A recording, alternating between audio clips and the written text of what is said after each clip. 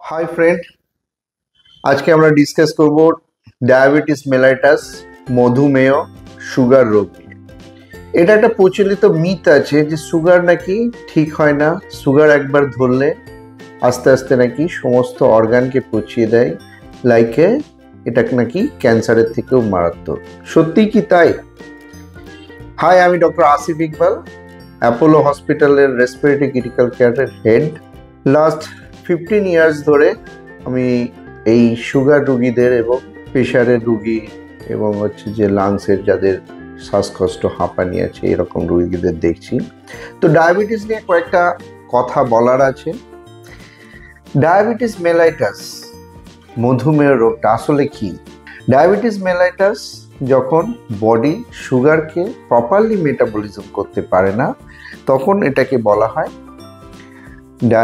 মধুমেহ বা ডায়াবেটিস।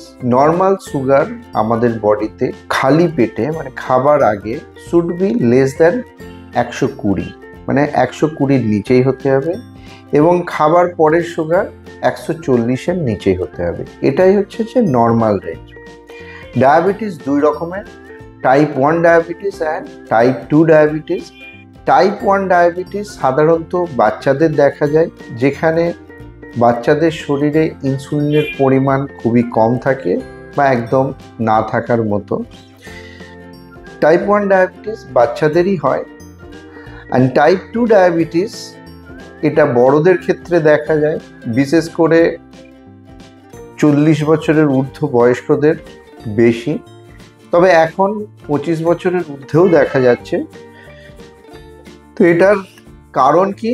কারণ আমাদের শরীরে যে ইনসুলিন বলে একটা হরমোন আছে, যেটা হচ্ছে যে সুগার মেটাবলিজমে হেল্প করে, সেই ইনসুলিনের যদি রেজিস্ট্যান্ট হয়ে যায় বা অতিরিক্ত ওজনের কারণে ইনসুলিনের রিকোয়ারমেন্ট অনেক বেড়ে গেছে, বা আপনি অতিরিক্ত খাবার খাচ্ছেন অথচ কোনো বডিতে অ্যাক্টিভিটিস নেই, ফিজিক্যাল অ্যাক্টিভিটিস নেই, তখন হচ্ছে যে ইনসুলিন রেজিস্ট্যান্ট ডেভেলপ হয়, তখন হচ্ছে টাইপ 2 ডায়াবেটিসের শিকার হয় মানুষ। কিছুটা জেনেটিক ফ্যাক্টরও আছে।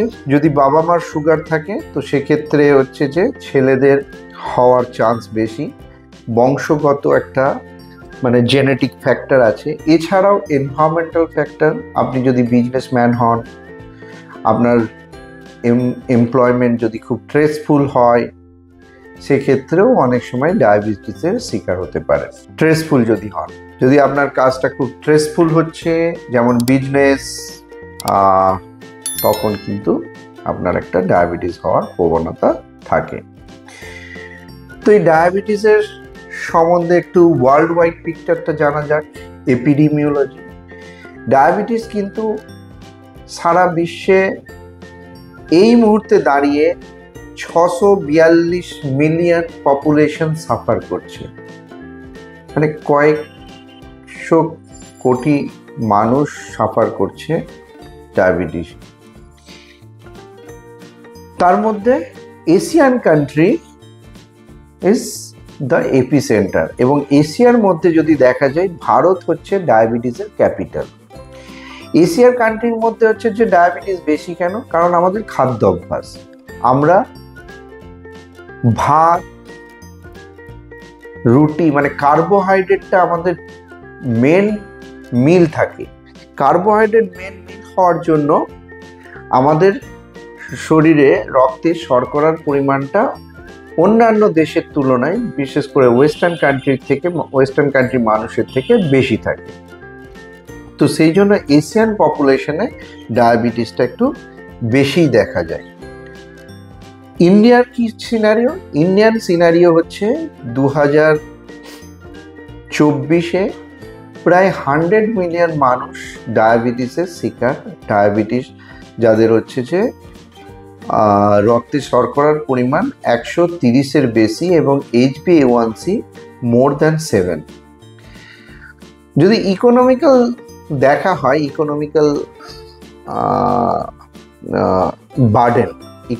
বার্ডেন মানে একটা মানুষের যদি ডায়াবেটিস হয় বা একটা ফ্যামিলিতে ডায়াবেটিস দেখা যায়, অন অ্যান অ্যাভারেজ দেখা গেছে যে আমাদের 70% ইন্ডিয়ান পপুলেশনের বাড়িতে ডায়াবেটিসের রুগী আছে এবং পার মান্থ 1.5 থেকে 2,000 টাকার ওষুধ তারা কনজিউম করে।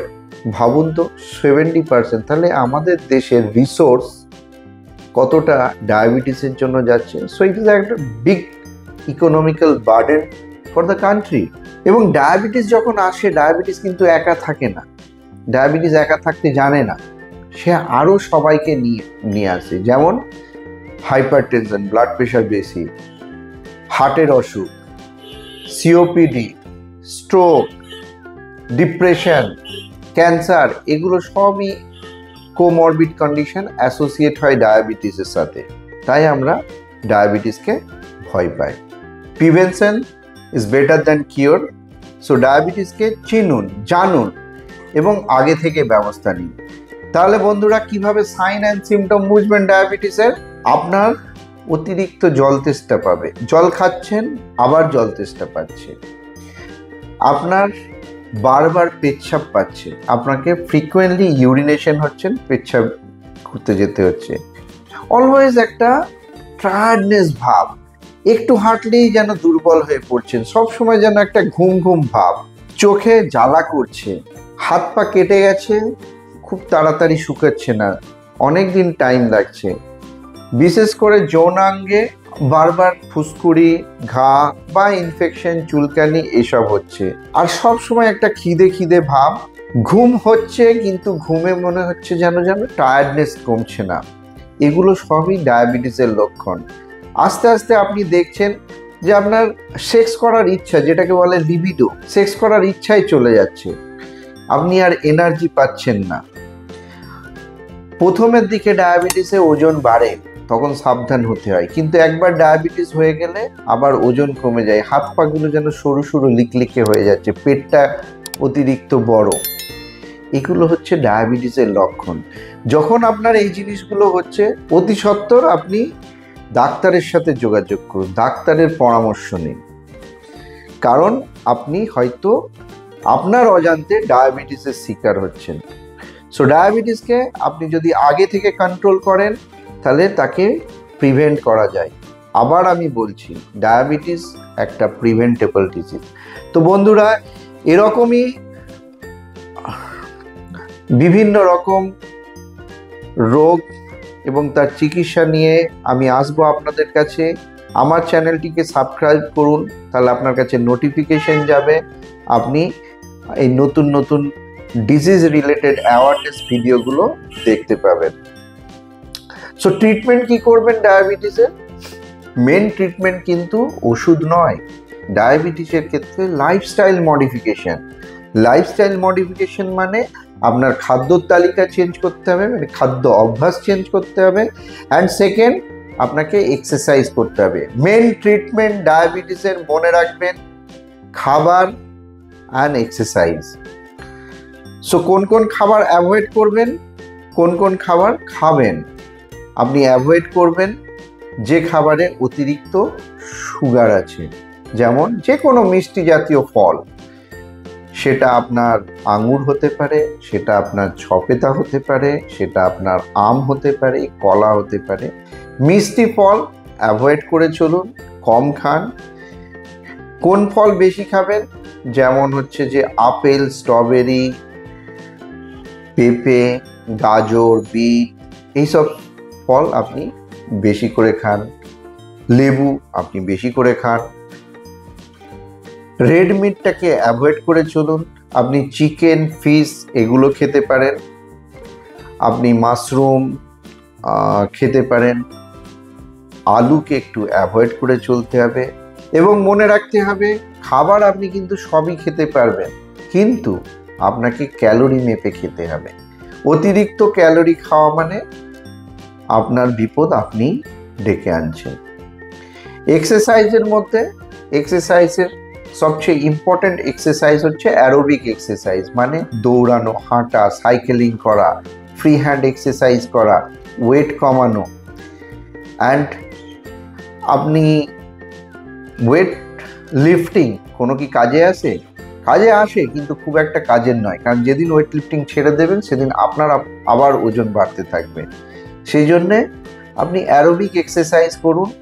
আপনি যোগা করুন, আপনি ওয়াক করুন, সুইমিং করুন, সাইকেল চালান, এগুলো আপনার কাজে দেবে। এবার হচ্ছে যে আমরা আসি যে আপনি কিভাবে মনিটর করবেন আপনার সুগারকে। মনিটর করবেন 6 মাস অন্তর একটু আপনাকে HbA1c-টা দেখতে হবে যে আপনার আরবিসির মধ্যে কতটা সুগার আছে।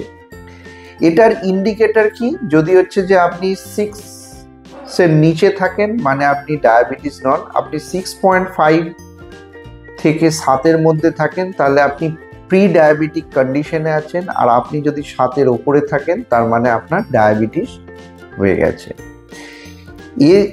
এছাড়া যদি এটা 9-এর ওপরে থাকে তার মানে আপনার চোখ, আপনার ব্রেন, আপনার হার্ট, আপনার কিডনি, আপনার পেরিফেরাল নার্ভাস সিস্টেম সব অ্যাট রিস্কে আছে।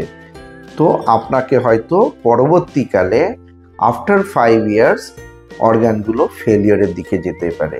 তাই বন্ধুরা সচেতন থাকুন, HbA1c দেখুন, অন্ততপক্ষে 6 মাসে একবার সুগার টেস্ট করান। যারা এখনো ডায়াবেটিস হননি তারা হচ্ছে বছরে একবার অন্ততপক্ষে সুগার এবং HbA1c দেখুন। ডায়াবেটিস যে কথা বলছিলাম, যে ডায়াবেটিস একা থাকে না, ডায়াবেটিস অ্যাসোসিয়েট করে কোমরবিড কন্ডিশনগুলো। না, এবার একটু জানা যাক যে ডায়াবেটিসের প্যাথোফিজিওলজিটা কি, কিভাবে হয়। ডায়াবেটিস মেনলি অ্যাবনর্মাল ইনসুলিন সেন্সিটিভিটির জন্য। আমাদের শরীরের অগ্নাশয় বলে একটি অর্গান আছে যেটা পেটের ডিওডিনামের কাছে থাকে, লিভারের ঠিক নিচে। এই অগ্নাশয় বিভিন্ন খাদ্যকে মেটাবোলাইজটাকে হজম করার কাজে লাগে। ও যে রসগুলো নিক্রেট করে সেগুলো হচ্ছে যে হজম হতে সাহায্য করে। এই অগ্নাশয়ের মধ্যে একটা বিটা সেল বলে সেল আছে যেখান থেকে ইনসুলিন বেরোয়। ইনসুলিন কি করে? রক্তে শর্করার পরিমাণটাকে ধরে রাখে, গ্লুকোজটাকে মাসেলের মধ্যে, ব্রেন সেলের মধ্যে, হার্টের সেলের মধ্যে ঢুকতে সাহায্য করে, গ্লুকোজটাকে মেটাবোলাইজ করে এনার্জি প্রোডাকশনে হেল্প করে। রক্তে শর্করার পরিমাণ কমে গেলে কি হয়? ওই অগ্নাশয়ে আলফা সেল আছে, সেখান থেকে গ্লুকাগন বেরিয়ে আসে। সে শরীরের সঞ্চিত অ্যাডিপোজ টিস্যু এবং কোলাজেন, গ্লাইকোজেন থেকে ও আবার শর্করা মানে গ্লুকোজ তৈরি করে, কারণ শরীর সেরেপ গ্লুকোজই নিতে পারে এনার্জি প্রোডাকশনের জন্য। তো এই গ্লুকাগন আর ইনসুলিন মিলে পুরো শরীরে হিমোস্টেসিস মেনটেন করে। কিন্তু যে রিস্ক ফ্যাক্টরগুলো, যেমন হচ্ছে যে আপনার রিকোয়ারমেন্ট ক্যালোরি হয়তো 2000 কিলো ক্যালোরি, কিন্তু আপনি সকাল বিকাল সন্ধ্যা দুপুর এতই খেয়ে যাচ্ছেন যে আপনি আপনার অজান্তেই 3000-4000 কিলো ক্যালোরি খেয়ে যাচ্ছেন। এই যে এক্সট্রা ক্যালোরিটা খেলেন কোথায় যাবে? আপনি তো বার্ন করছেন না। আগে আমাদের পূর্বপুরুষরা মাঠে ঘাটে যেত, কাজ করত, তখন হচ্ছে যে এটা বার্ন হতো, ক্যালোরিটা বার্ন হতো। এখন আমরা একটু যাওয়ার জন্য সাইকেল নয় মোটর সাইকেল ব্যবহার করি, বাস নয় গাড়িতে যাই, বাস, ট্রেন, গাড়ি এইসবে। আমরা ফিজিক্যাল অ্যাক্টিভিটি এক্সারসাইজ করি না। তো তাহলে কি হচ্ছে? এই যে আমার এক্সেসিভ এনার্জিটা স্টোর হচ্ছে বডিতে, এই এনার্জিটা যাবে কোথায়? এই এনার্জিটা তখন অ্যাডিপোজ টিস্যু মানে ফ্যাট, শরীরের মধ্যে ফ্যাট বাড়াচ্ছে। এই ফ্যাট যখন বাড়তে থাকছে, সেন্ট্রাল ওবিসিটি হচ্ছে, তখন আমাদের ইনসুলিন আর কাজ করতে পারছে না। এই ইনসুলিন না কাজ করার জন্য আস্তে আস্তে সুগারের পরিমাণটা বাড়তে থাকছে।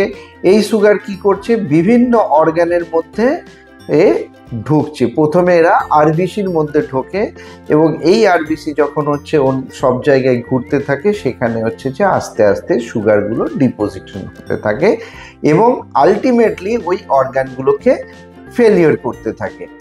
তো আমাদের সুগার মেনলি ইউটিলাইজ হয় এনার্জির জন্য, কিন্তু এক্সেসিভ সুগার যখন বাড়তে থাকে তখন কি হয়? সেই সুগার বডির মধ্যে থেকে যায়, ইনসুলিন কাজ করতে পারছে না, তখন বডিতে কি হয়? ফ্যাট মেটাবলিজমটাও ঘটে যায়। তখন ফ্যাট মেটাবলিজম থেকে কি হয়?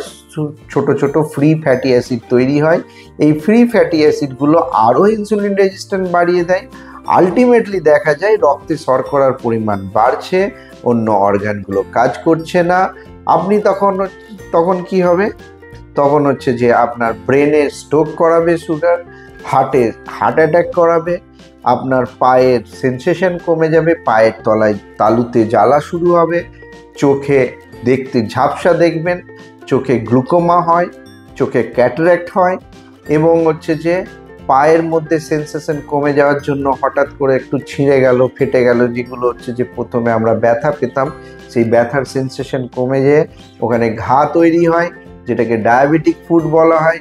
ডায়াবেটিক ফুট নিয়ে আমি বিস্তারিত আলোচনা একদিন করব, কিন্তু একটা জিনিস মনে রাখতে হবে, ডায়াবেটিক্স ফুট কিন্তু নটোরিয়াস। যদি আপনি ট্রিটমেন্ট না করান তাহলে পা কেটে বাদ দিতে হতে পারে।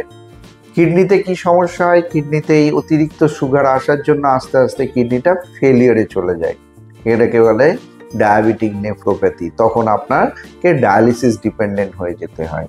তো ডায়াবেটিস, সুগার সমস্ত অর্গানকে এফেক্ট করে। সেই জন্য বন্ধু, সাবধানতা দরকার। এই অসুখকে কন্ট্রোল করা যায়, কিওর করা খুব মুশকিল হয়। সেই জন্যে একটা কথা আছে মেডিকেল পরিভাষায়, যে prevention better than cure. So ডায়াবেটিসকে চিনুন, জানুন, ট্রিটমেন্ট করান, অ্যান্ড ডায়াবেটিস হওয়ার আগে সাবধান হন। মেডিকেশনে দু ধরনের মেডিকেশন।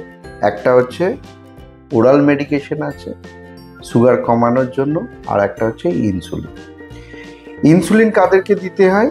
যাদের টাইপ 1 ডায়াবেটিস আছে, তার কারণ শরীরে ইনসুলিন নেই, তাকে ইনসুলিন দিতে হবে।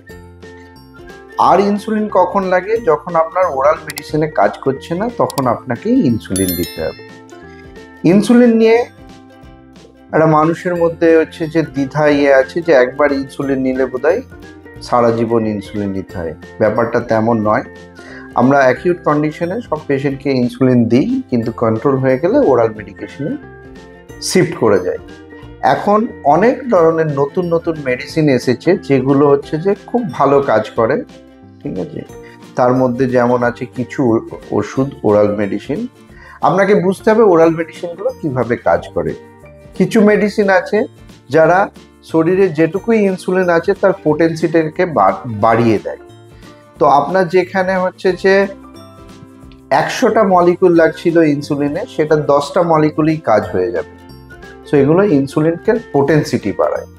কিছু মলিকুল আছে যেমন যারা হচ্ছে যে সেলের ইনসুলিনের প্রতি অ্যাফিনিটিটা বাড়িয়ে দেয়, সো সেন্সিটিভিটিটা বাড়িয়ে দেয়।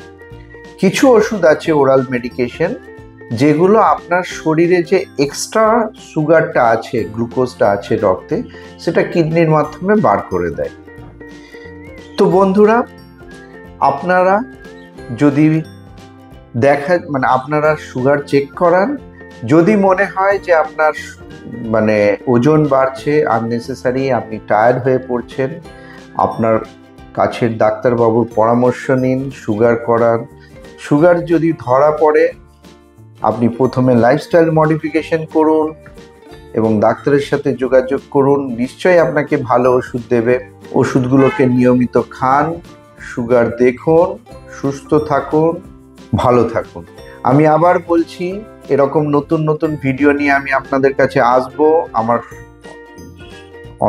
আমার চ্যানেলটিকে সাবস্ক্রাইব করুন, সচেতন থাকুন, সুস্থ থাকুন। Thank you.